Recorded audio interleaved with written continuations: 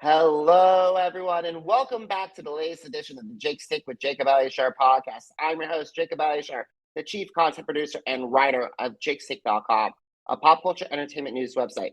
Before we get started, please give us a like or give us a thumbs up if you're watching us on YouTube. And if you're listening to this on our audio platforms, please give us a 5-star rating and please also consider subscribing. I am honored and privileged to welcome this incredible luminary from the tech world and entertainment world. He's the chairman of GeekWire.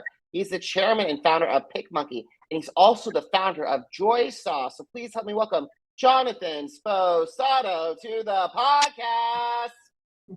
Thank you. Thank you so much, Jacob. It's an honor for me to be here. I really appreciate you taking the time. You're so welcome. It's a privilege to talk with you as well. You've done so much to help us in the world of technology. I'm very honored to have you on my podcast. Yeah, the honor's all mine. I'm happy to talk with you about entrepreneurship, technology, or life in general, and sort of things that sometimes confront the AAPI community and JoySauce. That's wonderful. I'm happy to have you here. So I want to get started with the background. So when did you get interested in computer science, and how did that passion evolve into desire to pursue a career and work in the technology industry? Yeah, I appreciate the question. To be honest, I got started really, really early, and this is going to sound, probably rather silly, but I got my first Apple II when I was about, I think, 12 or 13, and that was my payment for working this summer job where for my uncle, and he couldn't really pay me in money, or he didn't want to. He had some sort of excuse why he couldn't actually fork over any cash, but what I got was this computer that he had been gifted that he didn't really know what to do with. And that was an Apple II computer. And so that tells you what generation, how old I am, that I was about 12 or 13 when the Apple II came out. And so this is the really silly part. I had seen Star Wars, and I had wanted, and I saw some early rudimentary vector graphics that they used, like when Luke is flying down a trench and you could kind of see a TIE fighter and his targeting reticle. And I wanted to just sort of play around and do and create some of those graphics. And so I taught myself how to program on the Apple II to try to do some early vector graphics. There were some rudimentary tools that were available. And that eventually led me to creating my first computer games. And so I sold those commercially as a teenager through a local software company that was in Seattle, back at a time when a lot of the major game publishers, they were still all very small, but the major ones like, Synergistic Software, Sierra Online, Broderbund, Sirius, Electronic Arts, they were still relatively nascent and developing companies. And so a kid like me with no experience, I could walk in and say, hey, I've created this computer game. Would you publish it for me? And so that's really how I got started in technology. It's amazing because here's the thing. I remember playing the Carmen Sandiego games, Yes. and all this, and the Clue Finders and everything growing up in elementary school. So you played a key role growing up my childhood indirectly. Thank you. I'm always pleased to hear, whether it's people that recognize a game that I've created, or actually much later, kind of almost mid-career. I was one of the folks involved in the early Xbox development, one of the first 6 or 7 people in the room helping to spec the Xbox. And I have an executive producer credit on Halo. And to this day, I'll run into someone who's in their 30s who will recognize my name, not from anything else that I've done, but it's like, wait, you were one of the people that made Halo. And so I'm always kind of excited when I hear that. And speaking of Xbox and Microsoft, in your early career, you worked as a senior manager in Microsoft's consumer division, which worked on not just the Xbox, but also other projects as well. But you had the opportunity to work with the legendary co-founder, Bill Gates. So what were some of the lessons that you learned from your time at Microsoft and from Mr. Gates to help you grow your career? Yeah, I appreciate that question. There's a lot of really fascinating stories. And I would say that, kind of making this up in real time here, it's a great question, that one of the lessons I learned is that always be truthful with the boss, and that the boss doesn't really care about anything else but you offering the truth and accuracy in terms of what's happening in the business. And so back in the day, I was very fortunate that Microsoft was, I think it still is, although it's much bigger now, but it was a true meritocracy where you could be a young 24, 25-year-old person, and Bill might be interested in the projects that you're working on and be asked to talk with Bill for like an hour or sometimes even 2 hours about what was happening. And he would drill and dive deep. And people kind of bifurcated into two groups. Either they were very, very scared and would kind of freeze up and do a lot of the human tendencies, like, like maybe if there was bad news, you would sort of obfuscate the bad news and maybe paint a more rosy picture so that he wouldn't get mad at you. Or a lot of times you would try to manipulate the conversation or steer the conversation down a rosier path. If you did that, he was so brilliant and so smart that he could just call you on it. He could see that stuff coming a mile away. Oftentimes he knew a lot more about your own project than as much as you did. So the second way that you could approach it is just to always be truthful. If he hones in on something and you don't have the right answer, just say you don't have the right answer and move on. And he goes, well, okay, come back in a week and with the right answer. And so he comes to respect you more. And over time, you develop a better reputation with him and he comes to trust you. So I'd say the first lesson is, always be honest, tell the truth. Don't be afraid to say, I don't know. So that's one. The second one is a little bit more about, I guess, optics and how you communicate and your style of communication, which is be confident. There's a way that you can go about where, all of these smart leaders and captains of industry, they are human beings just like you and I. And so they can kind of smell fear and they don't respond well to fear and insecurity and things like that. What they respond well to is even if you don't know the right answer, is that you're confident about it and that you can be honest and straightforward and say, you know what, Bill, we don't know, but we're close to an answer and we can research and come back with the right answer in a few days. So if you can just be confident and self-assured, I think a lot of times these captains of industry, and I've met a lot of them and presented to them in the course of my when I was younger, they respond very well to that. And so those are the two things that I would say are interesting experiences. Yeah.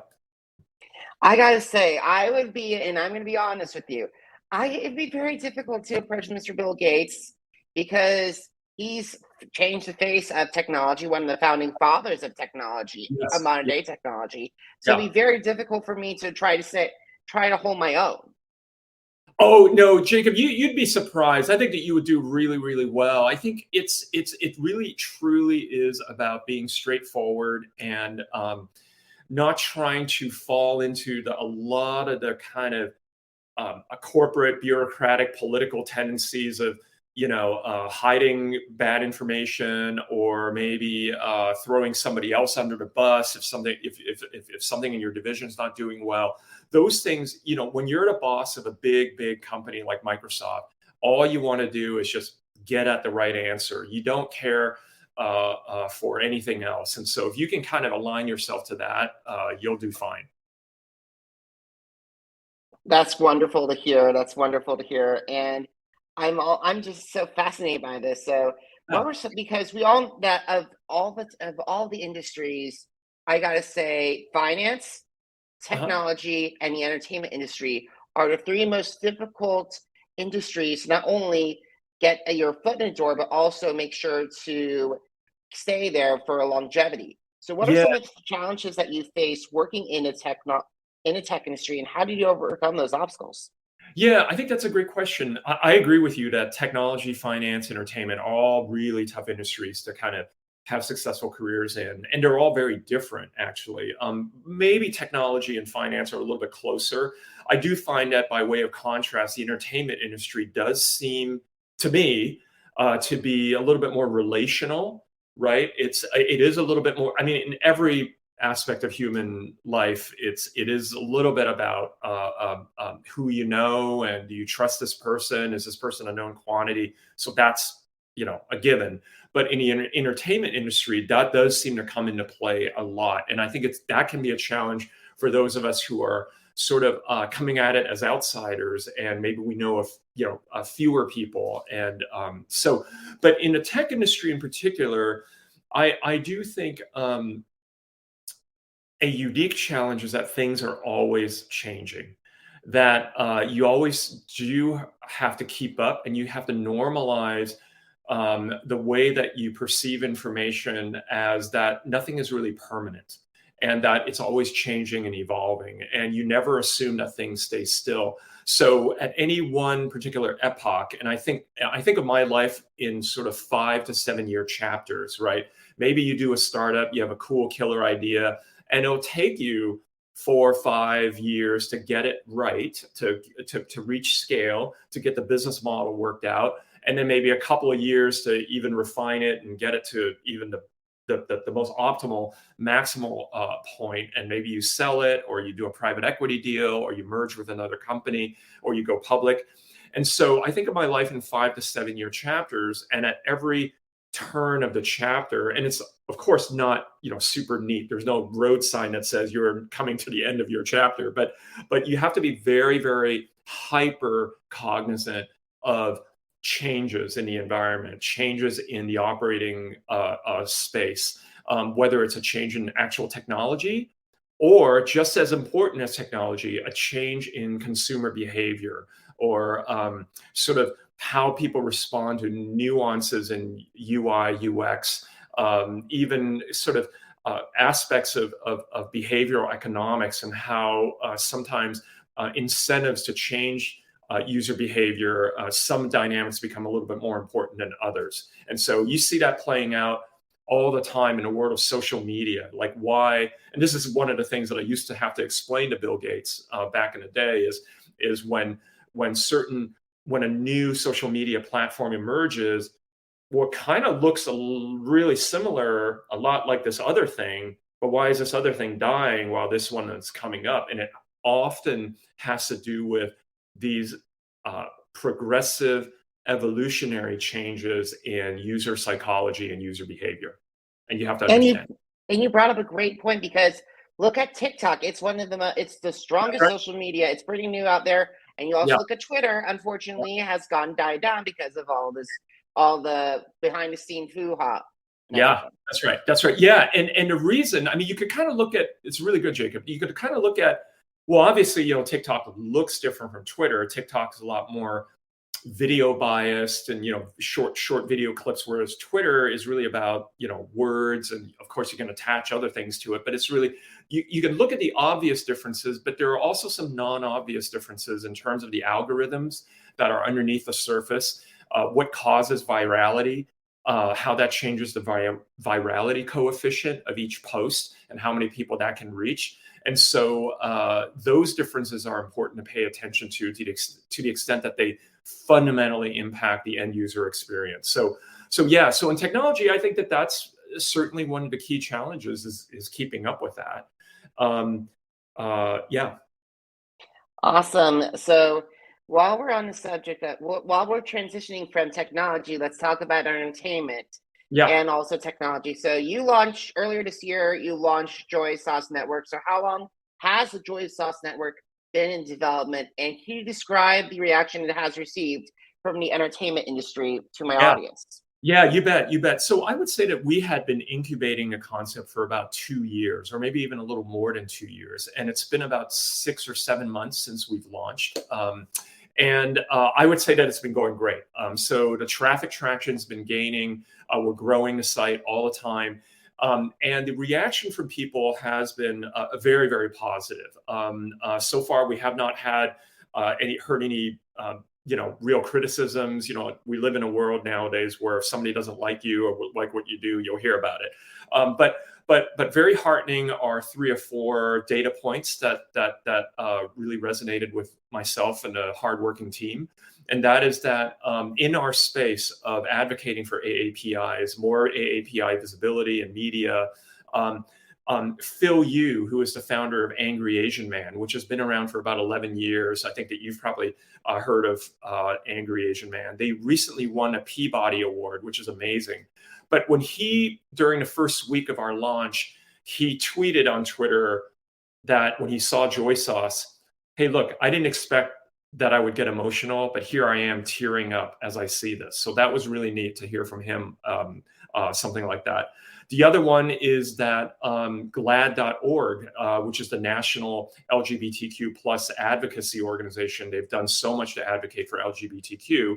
They nominated us for an award after seeing a great show that we produced called Mixed Six, where we're not only inclusive of in various different couples, the challenges that they had as couples, where there's always one person in the relationship that's AAPI, but we also were inclusive of AAPIs who were also LGBTQ, and that's, goes without saying. It's like, well, of course you would include them, but you'd be surprised how oftentimes LGBTQ AAPIs tell us that they're not represented or seen in AAPI spaces. So we wanted to make sure that we did better. And so to get the acknowledgement from GLAAD.org was fantastic. And then lastly, the very prestigious Center for Asian American Media, and they're the group that puts into play millions of dollars every year to help AAPI stories get told. So if you watch a lot of PBS, if there's like a documentary or a special on a historic AAPI figure, usually the Center for Asian American Media is behind that. They gave us a huge acknowledgement and shout out to their community, saying that JoySauce was one of their top favorite things this year. So that happened a little bit earlier. So we're very pleased at that kind of response. And that's what inspired us to make more. That's incredible. That's incredible, because those are some pretty big powerhouses in the media industry and also in around the country. One thing that I want to commend you on is the American Icons that you did with George Takei. Yes. That so?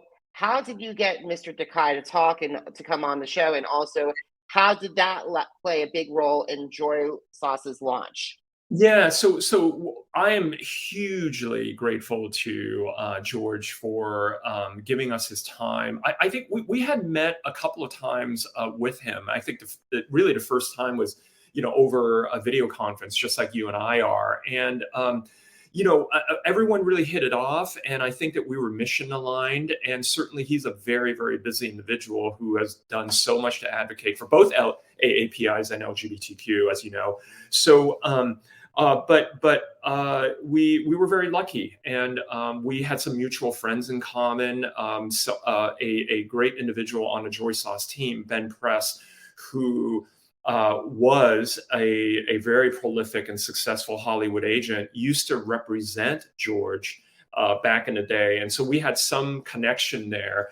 But the rest of it was really up to the team on my side to really convince George that this was a really good idea. And so I think he played an indelible, important, integral part of our launch, where I think he gave us some instant credibility right off the bat. It's like, okay, let's go right to the top. JoySauce launches with, this long form, amazing interview with George Takei, where he talks incredibly candidly about growing up as a young Asian American and being interned and how that influenced him. And he talks about Star Trek, and he reflects on the world today and sadly how divisive our country is and what we might be able to do to kind of build more bridges and to heal. So it was a very, very important conversation that we had with him, and I appreciate that.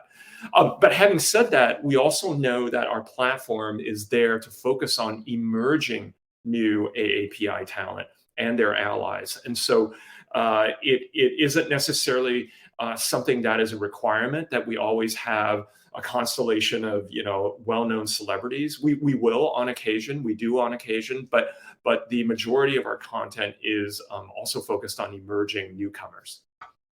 Awesome. I'm glad to hear that. And speaking that, I think that leads into my next question, because you are joining the late night world with the JoySauce Late Night. So can you describe the series to my audience, and how do you think it will stand out in the world of late nights? Yes, thank you for that, Jacob. So,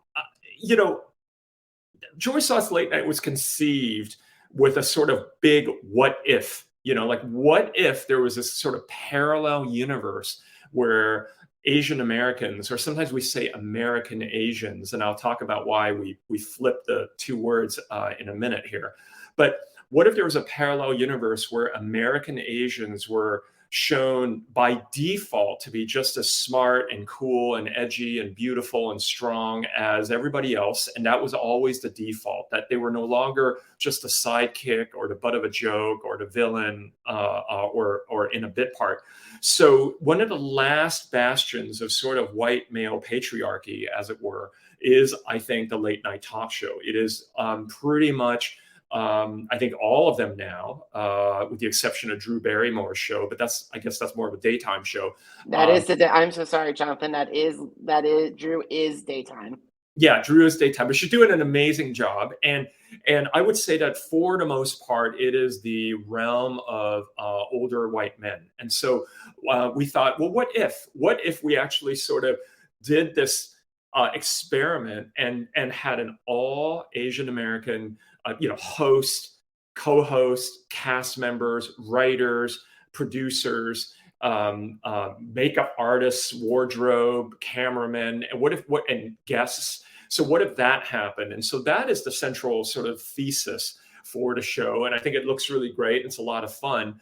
The way that it sort of differentiates is that I also wanted to show the diversity of American Asians, just that really this concept that we can do anything. And it's particularly important to really advance that point. I mean, again, it may go without saying to anybody who's, educated and smart and aware that, well, of course, Asian Americans can do anything. But oftentimes in media, where we are only 2.5% of all speaking roles in TV and movies, and of the 2.5% of those speaking roles, the vast majority of those roles are not in lead roles. They're in kind of more supporting roles or sometimes more caricature type roles. It is really important to show a much more diverse offering of Asian Americans doing a diverse set of activities, whether it's that they're actors or musical artists, or they are stand-up comics. And so that's the other thing that we're hanging our hat on, is this sort of central tenet that Asian Americans, we can do anything. And that's amazing to hear, because I'm thinking that you along with the Amber Ruffin show and also the Daily Show as well, have definitely played a big role in actually diversifying late nights. Yes, I think so. I think that we all have to do our part. It is not either or. Certainly our position at JoySauce is that in creating space for American Asians, it is not at the exclusion of anyone else. And so if you look at JoySauce on a daily basis, you will not only will you find a very, I would say, one of the most diverse arrays of American Asians, ranging from East Asian to South Asian to Southeast Asian, and all of the different groups represented, and of course LGBTQ. But you'll also find that we include our allies, whether they are white Americans or African American. We welcome other voices, because we are all interconnected in this fabric, and we're all united by the fact that we call America our home. Awesome. So we got to start winding down some of our conversations. Who are some of the guests that will be visiting JoySauce Late Night as the show progresses? Yes.